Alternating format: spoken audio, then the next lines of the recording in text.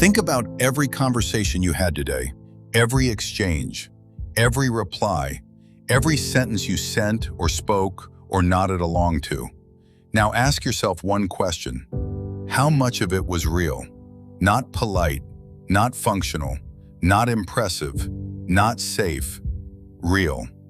How much of what came out of your mouth today was actually true? Not the version shaped to protect you, not the version designed to manage how someone sees you, not the version that kept the peace or held the image together. Most men, if they are honest, and most will not be, not even here, not even alone, most men would have to say close to nothing. And the terrifying part is not that today was an exception. The terrifying part is that today was completely normal. I want to tell you something that took me longer to understand than almost anything else I have learned. The silence between men is not peace. It is not stoic. It is not strong. It is not the noble restraint of men who have learned to carry their weight without complaint. It is fear.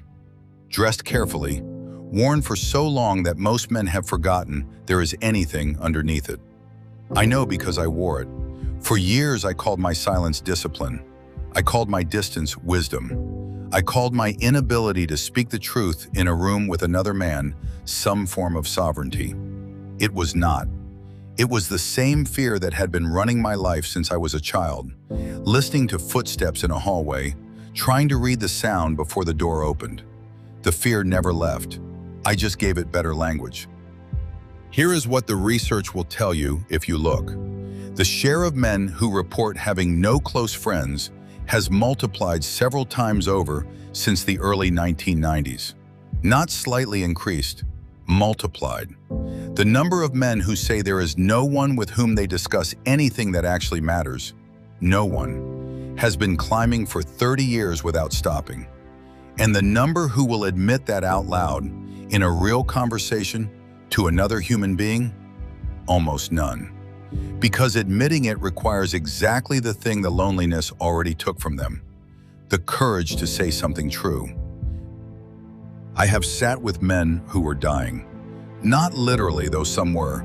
I mean the men who had reached the age where the accounting begins, where the distractions start to run out, and the question underneath every question finally surfaces. Was any of it real?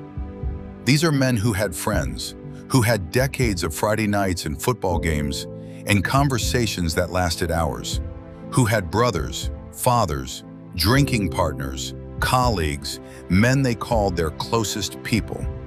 And almost every one of them, when the noise finally stopped, said some version of the same thing.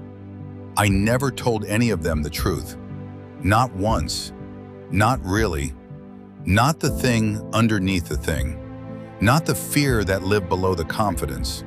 Not the grief they had been carrying since the loss they never named. Not the marriage that had been hollow for a decade. Not the son they did not know how to reach. Not the question they had been asking themselves in the dark for 30 years without ever saying it aloud. They performed their whole lives with the people who were supposed to know them best. And the performance was so complete, so practiced, so automatic that most of them no longer knew where it ended and they began. Here is the question that stops most men cold when they finally allow it to land.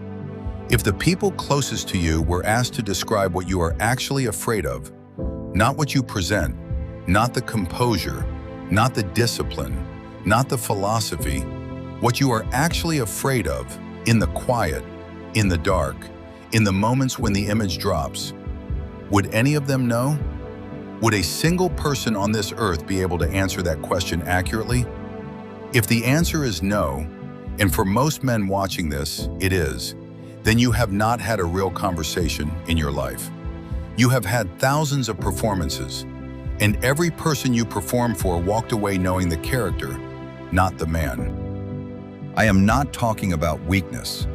I want to be precise about that because this is where most men will reach for the exit. They will hear what I am saying and translate it into, he wants me to cry. He wants me to confess. He wants me to become soft. No, I am talking about something harder than anything the Sigma identity asks of you. I am talking about saying one true sentence in a room with another person and not taking it back. I spent years in prison. Literal walls, literal locked doors, literal silence that had nowhere to hide. And in that silence, with nothing left to manage and nobody left to perform for, I finally heard the voice I had been drowning out my entire life. It was not dramatic. It was not enlightened. It was just finally honest. It said, I am tired of being alone in a room with myself and pretending the room is full. That was the first true sentence I had spoken in years. I had said it to no one, but it was real. And it broke something open that I did not know had been sealed. Men are never taught what a real conversation sounds like. We are taught to talk about things, sport, work, problems that have solutions, topics that can be discussed without revealing anything about the interior of the man doing the discussing. We are taught from the very first years we understand what being a man means, that the interior is private, that what lives inside is not material for the outside world. That strength means the gap between what you feel and what you show should be as wide as possible. And so we build that gap. We build it carefully. We maintain it. We become skilled at it. Some of us become so skilled that we lose access to the interior entirely. We stop knowing what we actually feel because we have not said it out loud in so long that it stopped having language. The wound became unspeakable, literally, without words. And a wound without language cannot heal. It can only wait, in the dark, getting heavier. I am going to say something now that will make some men angry. The Sigma philosophy, mine included, has at times made this worse. Not intentionally, but the architecture of it, when it is not examined, tells a man that needing to be known is weakness, that wanting someone to understand you is desperation, that the highest form of strength is to require nothing from anyone. I believe that. I taught versions of it, and it is partially true. There is real strength in self-sufficiency, real power in not needing approval. But there is a version of it that becomes a justification for never being seen. A philosophy that tells a man his loneliness is evolution, his isolation is superiority. His inability to speak the truth to another human being is discipline. That is not strength. That is the most elegant prison I have ever seen a man build for himself. And he decorates it with philosophy and calls it freedom. The man I was before the mirror finally demanded an honest answer, had not had a real conversation in years. He had spoken constantly. He had been articulate and controlled, and even occasionally profound. But he had never said the thing underneath the thing, never sat with another person and allowed the actual truth to enter the room. Because the actual truth was that he was afraid, that he had caused damage he did not know how to name, that he missed people he had driven away, that the independence he wore like armor had become indistinguishable from the loneliness he was using it to survive. That man died in a prison cell that had no walls. Not dramatically, quietly, the way these things always happen. And the man who walked out made one decision that changed everything that came after. He decided that the next true thing he knew, he would say out loud.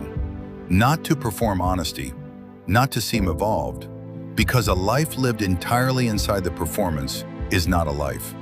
It is a very long, very convincing rehearsal. And most men will reach the end of it without ever having played the real scene. If there is one person in your life who deserves a true sentence from you, not a managed one, not a safe one sentence that is actually completely, uncomfortably real, you already know who that is. You have been waiting for the right moment for years. There is no right moment. There is only the sentence and the silence after it. And what becomes possible once you finally let it land. If something in this reached you, leave it below. Not for me, for the man reading at midnight who has been performing so long, he cannot remember what his own voice sounds like when it tells the truth. Show him it is possible. One sentence is enough,